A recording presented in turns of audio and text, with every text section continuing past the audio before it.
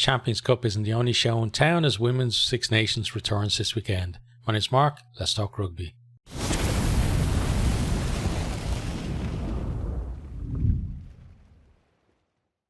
We've got 3 what look like pretty exciting games coming up this weekend. We got a team improving, taking on the absolute best team in the world by a long way. We've got 2 teams clashing at the bottom of the table, and then we have finally 2 teams who, last year actually had a pretty close game, although most people didn't expect it to be that close. So, it really nice weekend of rugby in prospect. It's obviously going to be overshadowed by Champions Cup action in the men's game, but these are kind of the challenges faced right by the women's game at the moment. Is that eventually I think the Women's Six Nations will be given a better slot where it can be enjoyed by more people. Or listen, it doesn't have to necessarily be that. It doesn't mean that people who are fans of the men's game necessarily have to be fans of the women's game, and the women's game can, and vice versa. And the women's game can develop their own fandom separate and still attract massive crowds, because we're seeing that growing all the time, right? And I think that's just set to continue. There's no kind of putting the genie back in the bottle on this. And I've said it many times before, the unions need to get on board, and wherever that means, in terms of supporting, they need to give as much support as possible. But we're going to go down through each of the games. So I'm going to start with Scotland versus England, okay? So this is at the Hive Stadium, and kickoff is 2:15, and if you're in Ireland, you can catch this one on RTE. I'm probably going to catch maybe the second half of that. I don't know, because it's a game with Champions Cup where it's same thing, 3 o'clock kickoffs really don't suit me. 2:15 kickoffs even worse for me. I mightn't catch any of that at all because of work. But this is 7th in the world versus 1st in the world. So, just to let you know kind of the magnitude in terms of how difficult a game this is potentially for this Scottish team. If we look at the world rankings, England on 96.18, okay? Scotland in 7th on 75.8, okay? That's the same difference between, in the men's game, South Africa on 94.54 and 1st, to Japan in 12th on 74.27. So for England, women to be that far ahead the team in 7th just tells you how absolutely dominant they are at the moment and, in recent years. And it would be just as impactful and seismic a result if Scotland were to beat England in this as it was when Japan, in 2015 beat South Africa in the Rugby World Cup. That would just send shockwaves through the entire men's game, and it'd be similar to this as well if Scotland were able to beat England. And the thing is, Scotland, for my money, have been certainly one of the better of the other teams, as it were, in the Six Nations this year. Themselves and Italy have been the standouts of the other 4 teams, and they've looked like they've progressed so much more compared to last year as well. Set piece is looking decent. On attack, they seem to be lined up fairly well, and they're decent on tradition as well. Goal kicking is excellent, but you're facing into an England team that can play any style that they want and beat you easily. And that's pretty much against any other team in the world. There's only really New Zealand and France who generally you would give some kind of chance going into a game against this England team. So that's what Scotland are facing into. England, as I said, have been excellent, and it's not England's fault that they've gotten so many things right, and then the other teams are playing catch up. I'd say fair play to them, and if they go on to win yet another Grand Slam, they absolutely deserve it, because they've done things right for the women's game, and it's sent them so much further ahead than all the other teams. So they have to be applauded for that, I think. And now all the other unions are beginning to play catch up, but they're trying to do it on, some of them at least are trying to do it on the cheap, and it's not the way to do it. And again, I know I keep coming back to this point, but it's the biggest growth area of our entire game. And, we're scrimping and saving, cents here and there, rather than looking at the long-term picture of this is where in the next few years there's going to be an explosion of growth, not just in terms of like player numbers, but also in terms of supporter numbers and the amount of money coming into the sport from that part, that section. It's just going to explode, and unions need to be there to make sure that they're able to take full advantage of that. And England are doing it right, and therefore they're reaping the reward, and I think that's fair. But so we talked about it's 7th versus 1st in terms of world rankings. In terms of the table, it's 1st versus 4th. So England at the moment, 2 from 2. They've had maximum 10 points so far. They scored 16 tries and conceded just 1. And they've just been out of this world. Italy, I thought, did well to keep them at 0 for such a long time, but then finally England broke the dam. And even with one player down, they were still able to come through and win fairly handily. Then, after that, then they go on to the game against Wales, and same thing, just completely dominant. Wales didn't really fire a shot against them. And, Scotland, we saw them, have a tough game against Wales, which they came through and deservedly the winners for my money. And then after that, the game against against France, they gave France a decent game, and I thought they were unlucky not to come away with a losing bonus point, because I thought that their play deserved it, but they didn't get that from there. So now I think in this one, the fact that it's at home, hopefully is going to be a bit of a boom for them, because this was Scotland's opening game last year, right?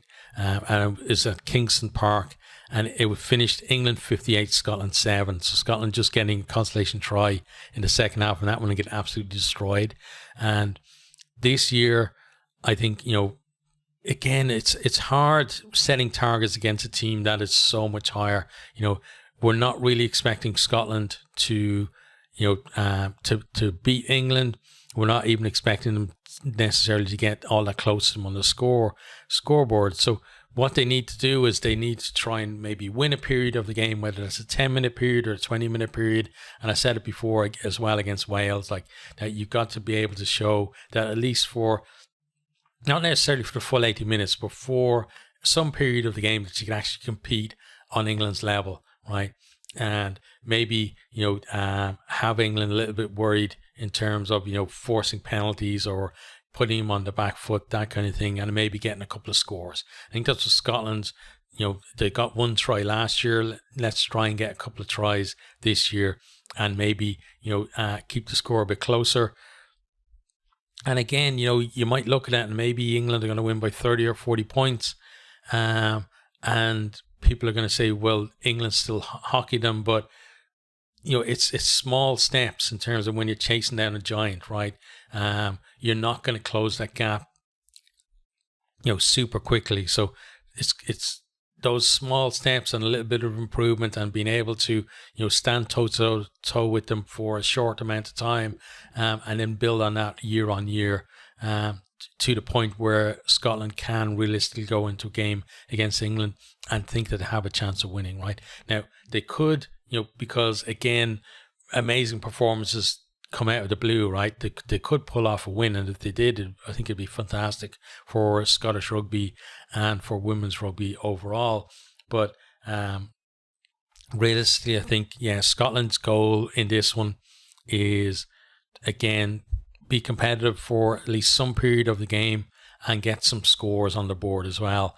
And just basically test themselves against the best team in the world, and have that then kind of yardstick then to measure themselves again as they go forward. For England, obviously they're going to be looking for another bonus point win. They know, but the great thing about this England team as well, I think, is they know they can't just turn up and expect that they're going to be handed 5 points out of the game. They know that everyone kind of guns to them, and they know they've got to bring their best, and more often than not they bring it, and I think they're going to bring it again. I think it probably will be a decent margin for them, and just kind of marching on then obviously into another break week, and then going into their final 2 games looking for that that Grand Slam. I think they're going to be still on with the Grand Slam. I think England will win the game by probably around 30 points, maybe a little bit more, but somewhere around there, I think. Okay, so that's our early game on Saturday. Then also on Saturday we have Ireland versus Wales. This one is at 4:45. It's in Virgin Media Park, so it's down in Cork, and this one you can actually watch on Virgin Media as well in Ireland. So lucky for them, they put it in the right venue, right? But this one definitely going to be a lot closer than the first game. You've got like the 2 teams who at the moment are propping up the table, and so if we look at the table, it's basically 5th and 6th, right? And it's only points difference separating them at the minute. Both of them have just one bonus point, losing bonus point from their respective games. Ireland getting theirs against Italy, Wales getting theirs against Scotland. And then we look at the world rankings as well. The 2 teams are pretty close to each other. Wales are in 8th place and Ireland in 10th. There is a 5 or 4.5 point differential between them. So Ireland certainly would take a good chunk of points off Wales if they beat them. I don't think, it probably wouldn't be enough to actually leap above them. I'm not sure though. I still don't know exactly how world ranking points work, but it's 8th and 10th, so they're not too far away from each other in the rankings. But Ireland probably would at least move up to 9th over the USA if they got some kind of win there in that one. But it's going to be close, and so I don't think there's going to be a huge points exchange between them if Ireland do win. But Wales, on the other hand, if they win, they probably will jump over Scotland, because Scotland are only like 0.66 of a point ahead of them. So both teams looking at the world rankings probably moving up if they win the game. So Ireland, I think the big thing for Ireland is that the big news is Clodagh Maloney is coming back. She's been excluded from the Ireland setup for the last couple of seasons anyway, like all of last year, right? Left out. This whole bullshit about she's out of form and blah blah blah, like when she's clearly one of Ireland's best players and has been in great form. But everyone knows that the reason she's left out is because she was part of the protest where the players signed a letter and called out all this bullshit that was happening in the women's game. And the IRFU eventually took some action, made some changes, but they decided that there was maybe a line in the sand where some people said, well, all these protesters, we're not letting them back in, and she was one of the ones excluded unfairly. And if it's not a good thing to happen, right? If you're gonna say, okay, that's in the past, we want to do the best for Irish rugby now, we want to move forward, then it should have been like the start of this campaign. The likes of Clodagh Maloney were just called back in, right, into the squad, but it didn't happen. But now she is back, so obviously somebody has swallowed her pride somewhere, and she's back in there, because there's no way she was being excluded on her form, because she's one of the top performers and one of our absolute best players, and it's great to see her back in there as well. And hopefully it's not going to be a one and done type thing, that she is in there now for the long run again. But there's so many other players as well who, as part of their protests, ended up basically ending their Ireland careers and retiring as well. So it's good to see at least one of those players coming back into the fold, and I'm sure she's going to be hugely proud there. When she's singing the anthem and Ireland's call as well, there before the game, and I'm sure our performance is going to reflect that as well. So that's a nice G up for Ireland, because they really need it as well. Ireland, I think in terms of progress for Ireland this year, is winning one game, and this is a game that, at the start of the campaign, I would have said that maybe it would have been one of the tougher home games for them to potentially win. But now I think that having lost to Italy, that this is the real shot now to win, because Scotland are looking better, a lot better than expecting them to be, honestly, and Wales are actually looking worse than expecting, carrying over from last year. So this is a real chance for Ireland to get a win on the board, but the same for Wales as well. And I think there are two teams as well that have similar issues, really. They're both teams, from what I've seen of them in the championship so far, they're very kind of hesitant and misaligned when they attack, and it's very stilted because of that. And it feels like, maybe having this extra time together during the break week is really going to help both teams to kind of come out and be a little more fluid. And I saw it so often with Ireland in that it felt like when the ball was coming out of the ruck, that they weren't ready to go, because either someone was slightly misaligned, or someone had already made a run that they were supposed to hold their depth for, and then to have to kind of try and get something done on the fly. It's not quite aligned properly. The ball goes to deck, and the move breaks down. Right, that happened so often for Ireland. Similar as well for Wales, that They stirred a lot in their attack as well. And, for both, I think, like, set piece has been okay. Wales, their lineouts have been, not the best. They have to work on that. Scrum has been fairly decent, though. Ireland, lineouts went well kind of in the first round, but second round, they kind of get picked off a little bit too much, because it felt like that the throws were very easy to read, and I think they've got to maybe vary that. And obviously with Clodagh Maloney coming back in now, there is that possibility there now to maybe bring a little bit more variation, in the throws, and maybe a little bit more accuracy there as well. So I'm expecting definitely an improvement in Ireland's lineout. Scrum, I thought, was fairly decent so far from them. And then, as I said, kind of open play, need to pick up the pace a little bit, need to be a bit more wary as well around, Wales like to attack the breakdown too and put numbers in there. So Ireland have to be cognizant of that. Wales as well, they've got, like last year, I felt like they used their big forwards, especially their props, to really good effect in terms of carrying. But this year, I feel like their big forwards, with a couple of exceptions, aren't carrying really to the same extent in terms of impact as last year. I feel like, a couple of them, when they're going into contact, they're almost like, ready to go down already. They're whatever the body height and body position is, they don't seem to, after contact, drive through the contact. Instead, they're almost accepting the contact and ready to go to ground.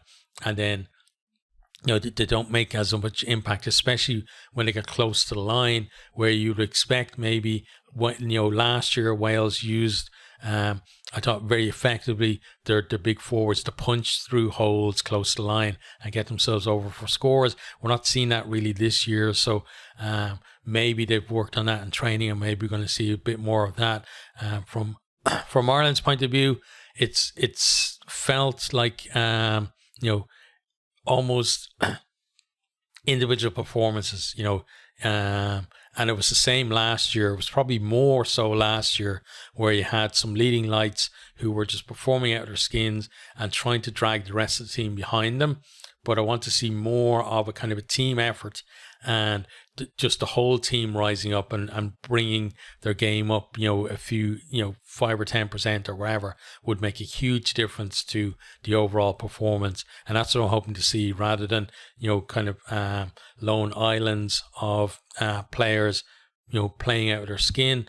I want to see everyone performing pretty well. And, that's really long term. That's what we want, right?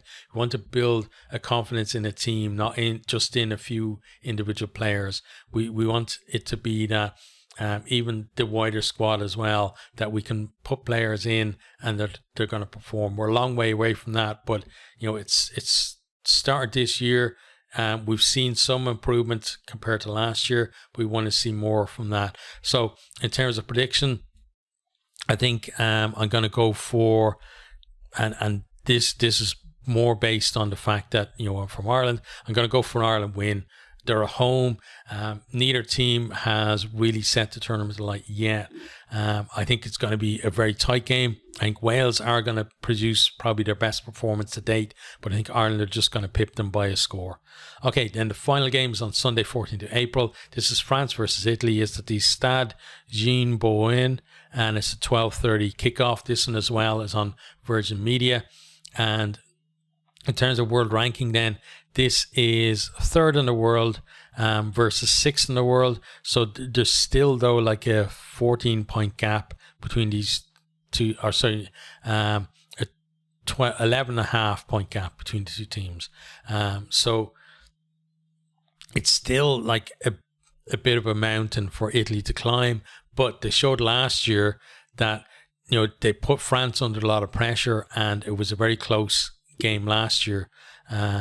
So like if we look at last year's result, it was Italy 12, France 22. It was 7-15 at half time, and Italy put huge amounts of pressure on France as well, even in that second half. And France were really lucky to come out with the win. And it was, Italy's Regioni I felt was amazing. Her offloading game really came to the fore in that game. We haven't seen as many offloads from Italy this year, and again, their attack hasn't been as flowing as we saw last year. But still, I think they've improved kind of in their forward play as well, and overall, kind of still taking a step forward. But this time, obviously, they're going to be away in France, so maybe it's not going to be as close as a partisan crowd helped you to get.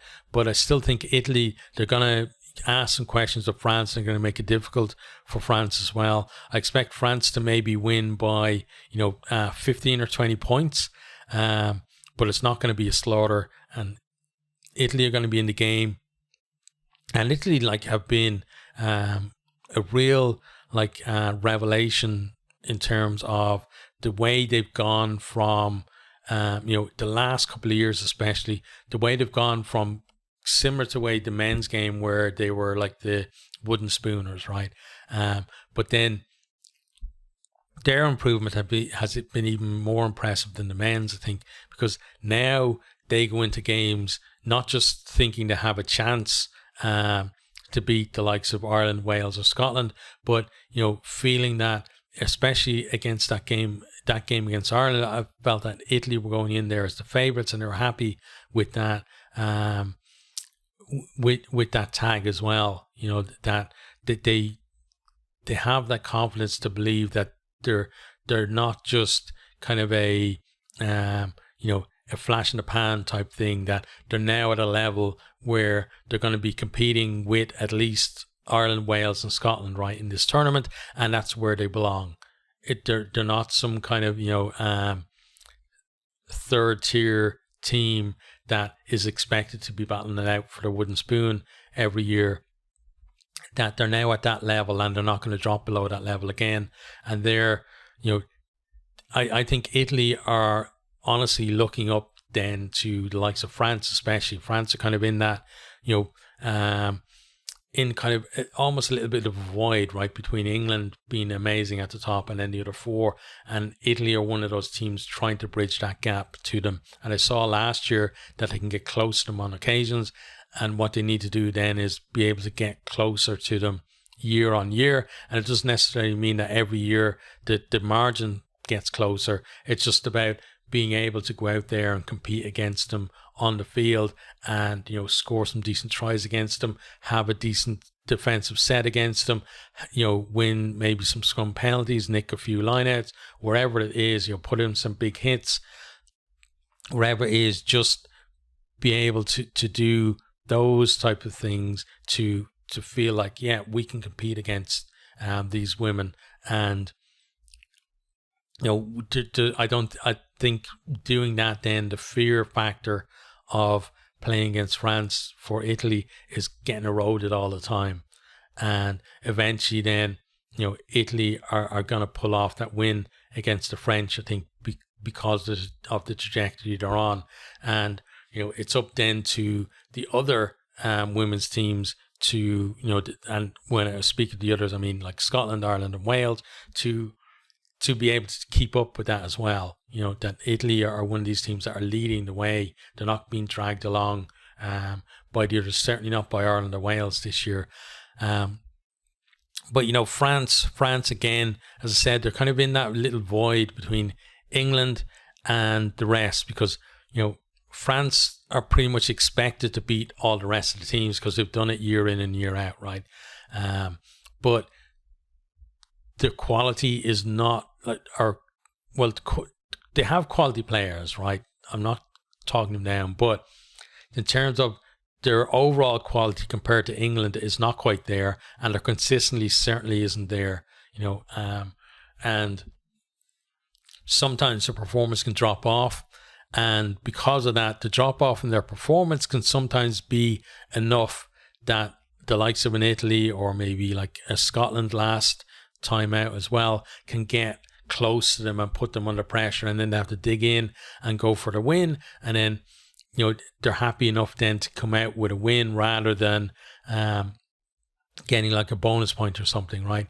And so this one I think is going to be close, but I think France pull away towards the end, and they may even get over, you know, for a bonus point try in this one as well, just as the game opens up towards the end. But I do feel that, you know, Italy are going to go out there and do themselves proud, and then France are kind of almost walking that tightrope, right? Of France basically know that they need to get to that final round against England without having lost a match. And then they at least have a chance that if they beat England, they could win the whole tournament, right? But they still not got to navigate these other games, which can be tough for them, you know, because Italy aren't going to lie down and just say, oh yeah, well, you're going for the Grand Slam showdown with England, so we'll just let you get in for your 4 tries or go over for the win, right? Not going to happen.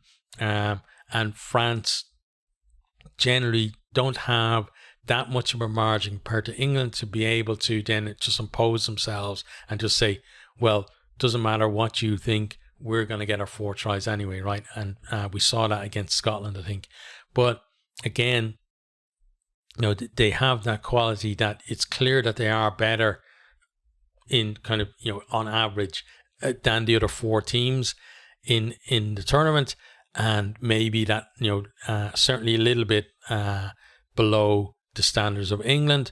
But I think this is another one where they're going to come through the win, and then they're again, you know, they're going on from there, go away to Wales. They'll just want to come out with the win in that one, and then get to that final round showdown against England then. And, you know, so in terms of predictions for the weekend, just to recap, so I think England win fairly comfortably against Scotland, but I'm expecting a very you know, decent performance from Scotland, even in defeat from that one.